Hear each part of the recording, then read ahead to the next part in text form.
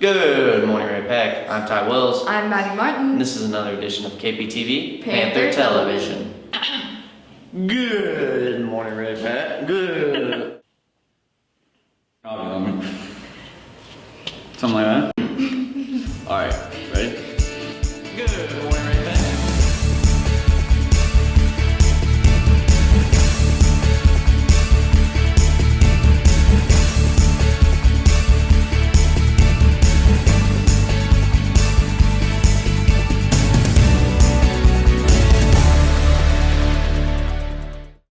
Tonight our boys soccer team takes on the Park Hill Trojans at 6:30. Come out and support. The girls volleyball team plays Tuesday night at 7 p.m. against Blue String South.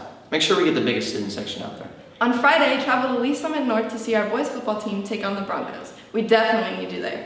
Every season, the theater department gives us a new show. Senior Rafe Bell gives us a behind-the-scenes look of Lost in Yonkers.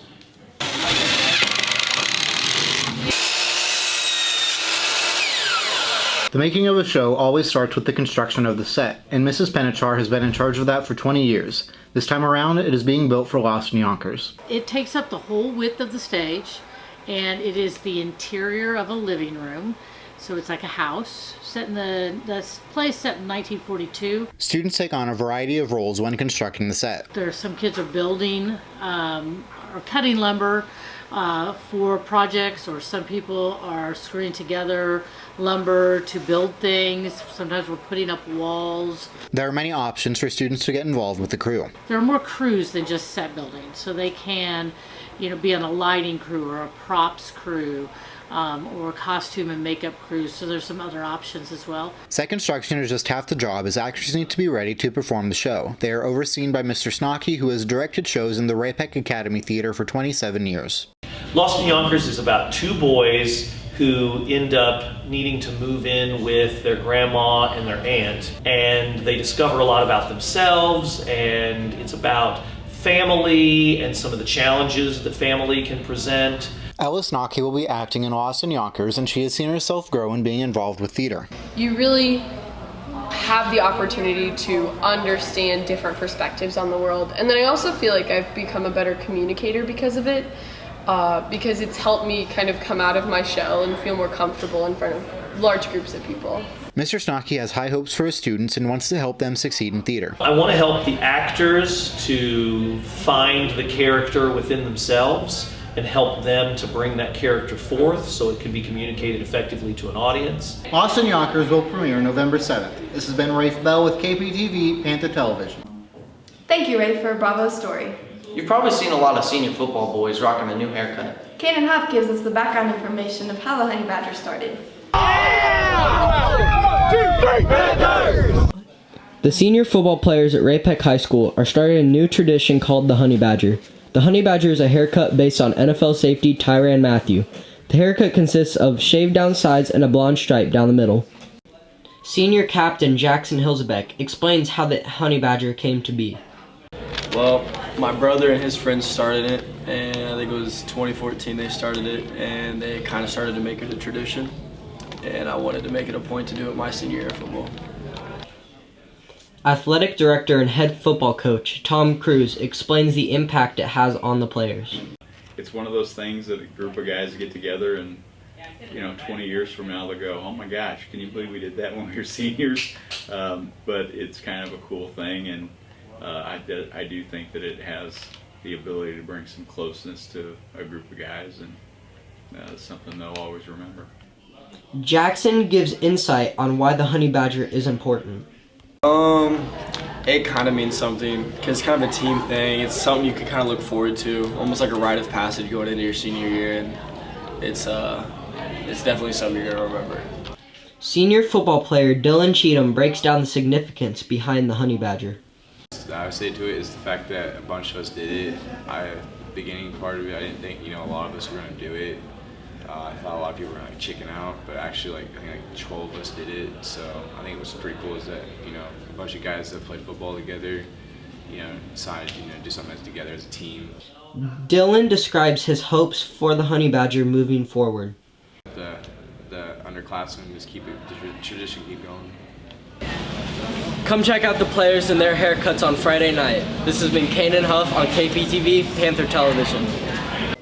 Thanks, Kanan, for the phenomenal story. Make sure you guys come see the squad this Friday at 7. Braxton Schoeneman heads out to the softball field to give us an inside look of all the All-State players from last year. The Ray-Pec softball team is coming back this year from a third-place state performance. They have 2 returning All-Staters and have high expectations for the season. Coach Jim Brown believes they have the roster they need to top last year's performance. Expectations are high. We returned 7 full-time starters and 2 more letter winners, 2 first-team All-State players returning, and a really good supporting cast to go with that. The returning All-Staters, Aubrey Brown and Cameron Stickle, want to leave a good impact on the upcoming players. I want everyone to carry on our legacy. We've gone to state. The last time we went to state was 2002. That's when we won it. Maybe that the incoming freshmen see how we play and what we're doing, and once they get older, they do the same thing and learn from us. Freshman on varsity, Elizabeth Pace, looks up to the seniors as leaders and reliable teammates. They're very smart on the game. They have a lot of knowledge about stuff, other than just the physical aspect of the game. They know what they're doing, and they see the tiny little things that make a big difference. So it's really cool. They help a lot. On top of leadership, the returning All-Staters have the skill sets to lead the team to big victories. Well, Cameron's a returning All-State pitcher, and I think she's just a calming influence. I think defensively and offensively, we just feel like, with her in the circle, she's going to keep us in games. And Aubrey on the other end of that is a big bat. She tied our school record for home runs in a season last year. If you want to see the softball team play, they host districts on October 18th. Come out and support. This has been Braxton Schoeneman with another edition of KPTV, Panther Television. Thanks, Braxton, for the outstanding story. Make sure you guys come support the softball team as they continue their run to state. Now let's head into a much cuter story. Brian Sparks takes us to Grandview and explains what Wayside Waves is. Wayside Waves is a pet adoption center located in Grandview, Missouri. It opened in 1945 and has been a popular pet adoption center since. Customer service manager Kara O'Reilly gives us in detail how the pets end up in their shelter. There are 3 ways that dogs end up here at Wayside Waves. The first way is strays that are picked up by animal control. The second way is they can be transferred in from other shelters in the area that maybe just don't have room to house pets. We get animals from as far away as Mississippi and Texas. The third way that animals can come in is owner surrender. That would be people who personally own a dog or a cat and they're just not able to keep them anymore for whatever reason. Volunteer Lynn Dobbins was introduced to the shelter by his daughter 6 years ago. She quit right away, but I kept going. I walked dogs for the first 3 years, but then I got involved in showing dogs to people because that's the quickest way for dogs to get out of here. Lynn holds a doggy play group where the dogs can connect stronger bonds. Soon, people who work here are doing doggy play groups in this room where dogs are allowed to play with each other. Kate Zeising recently adopted a dog by Wayside Waves and was very satisfied with their service. They were very good. They were very nice and professional and seemed like they really cared about animals. And like I said, they wanted to make sure that we were a good family and going to be a good home for that particular dog, especially because she was a puppy, since they need extra care. If you're interested in adopting a dog, make sure to stop by Wayside Waves. This has been Brian Sparks from KPTV, Panther Television. Thanks, Brian, for the cute puppy footage. Now we have a head-on-head competition between the freshies and seniors. Ty takes it away with our hallway talk. Hello, Ray-Pec. Today we're going to have a little competition. Seniors versus freshmen. Let's see if the freshmen know their staff. So, I'm here in the freshman lunch shift with Connor, Jagger, Gunnar, Zach. So here's the competition today. We're pitting freshmen up against seniors. We're going to see how many of these teachers you know, okay? Who is this legendary math teacher?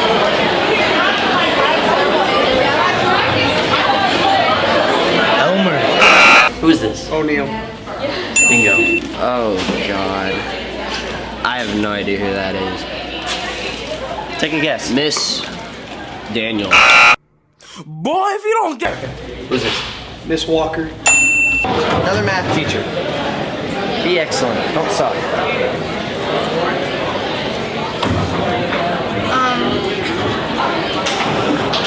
Mrs. Aaron. You know, that's my slime, Rachel Stewart. Who's this? Is that a student? No, it is not. I don't know. He teaches world history, IB anthropology, lots of big word classes. No, I don't know. The man, the myth. Alex Berkovich. She was just right here. It's an English teacher. That's a teacher? That's a teacher? That's a teacher? Boy! Everyone I showed your picture to for the hallway talk, they all thought you were a student, so I had to roast them. Oh my gosh, thank you so much. It's a freshman. It's all the Botox. Yeah. It's paying off. Miss Dampier. Everyone asked if she was a student. Isn't that disrespectful on Paula's name? You need to put some respect on it. Mr. Gray. She got it right, up top. What is this? That's Mr. Gray. Alright, cool. See you, buddy. Seniors are perfect.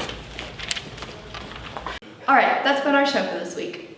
Make sure you guys check out our social media pages at RayPeck Now and our website, raypecknow.com. We will see you guys in 3 weeks. Peace. Outstanding story. Make sure you guys come support the softball. Thanks, Braxton, for the outstanding story. Nope. Nope. You said Braxton. Student section out there. Sir, are you okay? Nope. At raypecknow.org. We will see you in 3 weeks. It's not a word. .com.